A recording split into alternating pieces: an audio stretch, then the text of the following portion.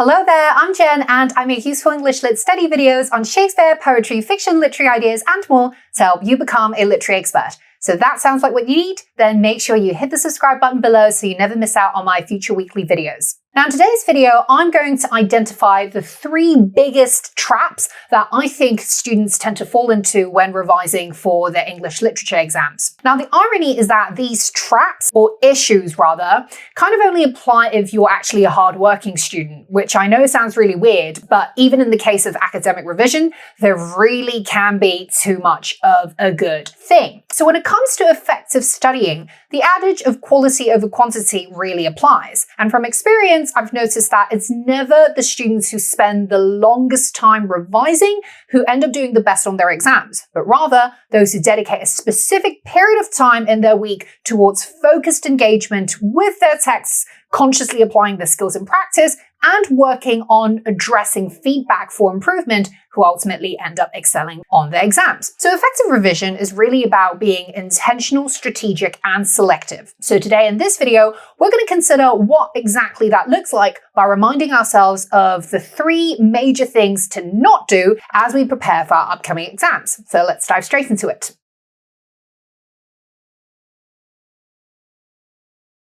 Let's talk about quotes. Everyone loves quotes, right? And for every 1 topic request out of 3 I've received over the years since I first started this channel is to make a video about some kind of key quote. So while sourcing quotes from texts is definitely important because they're essentially the evidence you're going to need to support your points in every essay, we need to remember that quotes are only useful insofar as we know what we're using them for, what point we're trying to illustrate with these quotes, and what literary techniques these quotes include for us to analyze while explaining our points. Quotes and techniques are simply the means to an end, and that end is actually the argument or the point we're going to make about the literary text that we are examined on. I've noticed though that a lot of students tend to get really carried away with making things like quote banks and flashcards with quotes on them. So they'll make like 20 quote banks and 200 flashcards about every imaginable theme and character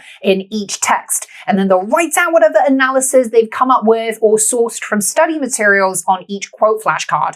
So students will then memorize each quotation perfectly with the expectation that this is what's going to enable them to ace the exam, only to realize after doing their mocks, or worse, after doing their actual exam, that this doesn't quite work at all. So the reason for this is really quite simple. The exam isn't meant to be a test of your memory. It's an evaluation of your ability to synthesize information for the purpose of forming a convincing argument about your literary texts. So it's a bit like me asking for an apple pie, then you going to the supermarket and buying me 100 apples, chopping these apples up into the neatest cubes, and then me looking at all of your hard work and telling you that this is not what I want.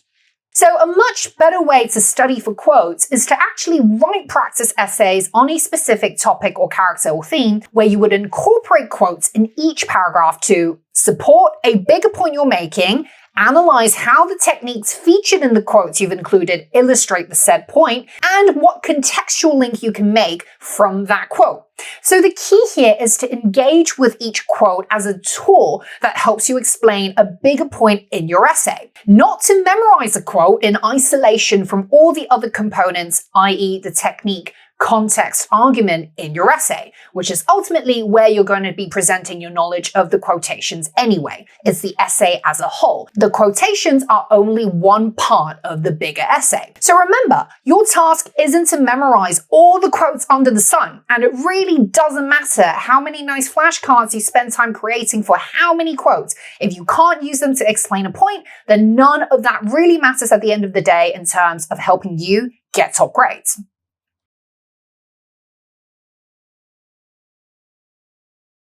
So I'm really not sure if the second point I'm about to make is partly the fault of YouTube educators like myself, where I create ambitious content about higher level literary concepts like how you can apply critical theory to textual interpretations, explain sophisticated rhetorical devices like aposiopesis, zeugma, etc. And this, I've found over the years, has resulted in some students putting the cart before the horse, i.e. focusing on these advanced ideas before they've even mastered the fundamentals. So say they'll worry about how how many literary critics they should include in an essay about power in Macbeth, but then they'll write up an entire main body paragraph without citing a single quotation or including a single literary device as evidence or explanation for their point. Or they're going to bring in some obscure philosophical idea about time theory for an essay on responsibility in spectacles, but never really mention anything about, say, the dramatic structure of the play. Or they write at length about the popularity of something like phrenology in Victorian England for a Jekyll and Hyde excerpt question about the characterization of Hyde, but don't ever really explain how these phrenological ideas are reflected in the author's portrayal of Hyde. So prioritization is key here, and even though a top grade essay is likely to include a sophisticated engagement with context and criticism, it's most certainly going to have built these on top of solid fundamentals like relevant quoting, technical analysis, and cogent argumentation. When it comes to writing a literature essay, what do we absolutely need to master, and what is the icing on the cake? You got to remember that these are two things that are separate. So we absolutely need to master skills like finding the appropriate quotations and observations from throughout the text that are relevant to the exam question we're answering, explaining what literary techniques are used to illustrate the idea or point we're making, and consolidating all of these elements into sentences and paragraphs that flow logically from each other, and communicating ourselves in clear, fluent language, which enables the marker to understand whatever it is we are writing about in the essay. These are all the skills that we have to get good at first, before we even start considering more advanced aspects like incorporating secondary criticism, applying critical theories, or sourcing niche and interesting contextual information. In fact, if we don't do the basics well, but shoehorn a whole bunch of seemingly sophisticated ideas into our essay, the end product is most probably going to be a jumbled, convoluted mess that confuses the examiner more than it clarifies your point, which isn't going to impress any marker and certainly won't bag you the top grades that you want.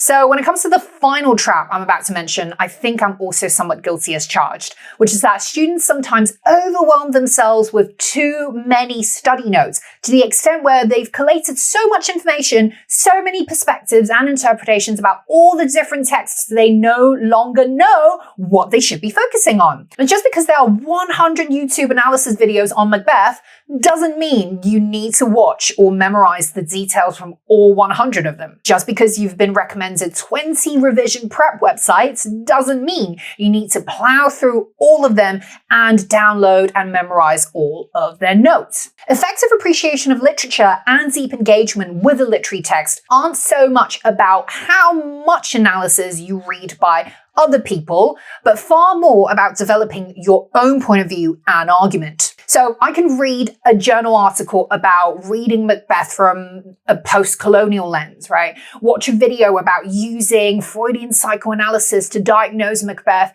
take extensive notes about Lady Macbeth as a feminist, and listen to a podcast episode about reconsidering Macbeth from an eco-critical angle, which I actually have a video on, lol. But none of this, per se, is going to translate into a cogent, strong essay about the play if I don't actually have my own point of view on the characters or develop my own unique angle from which I analyze the themes. Ironically, I actually sometimes find that reading too much theory and criticism backfires because they pull my own thoughts towards all different corners and actually messes up my focus. So I've noticed that this sort of information overload and overwhelm tends to come across even stronger if a student hasn't already developed a strong viewpoint on a text. And the thing is, students often don't start off having a strong point of view. And actually, this is why they seek out different resources by way of notes, videos, and books, right? So that they might adapt others' ideas for their own.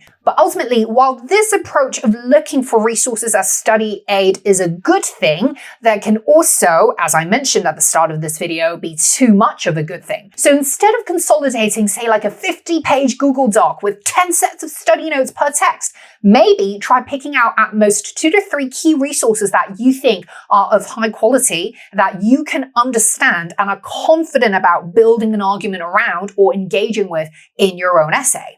Also, just because someone, whether it be a university professor, an academic, a teacher, or a YouTube educator like me, has written something about literature and published it, be it on the web or in a book, doesn't necessarily mean it's suitable material for you to reference or consider for the purpose of, say, a GCSE or A-level exam task. Some of the stuff might be too advanced, and some are frankly just not well written, as in the case with quite a lot of academic publications, should I say. So be discerning when you're looking for resources and exercise critical thinking when considering what to use and what to ignore when revising. And there you go, everyone. Remember to not fall into these 3 major traps when you revise for your lit exams. Number 1, quotes are important, but they are just a means to a greater end, which is to explain your point and illustrate your argument about a text. Number 2, prioritize the fundamentals before you even worry about the higher level advanced stuff. And 3, be selective when you're looking for study resources. More does not always mean better. So if you want more useful study tips, you can check out my playlist right here. Otherwise, don't forget to hit the thumbs up button below if you found this video helpful for you in any way, so that you can encourage me to keep making these useful English lit study videos for you down the line. And if you haven't already subscribed, what are you waiting for? Go ahead and hit that subscribe button below and switch on that bell notification so you never miss out on my future weekly videos. And as always, I will see you in the next one. Bye!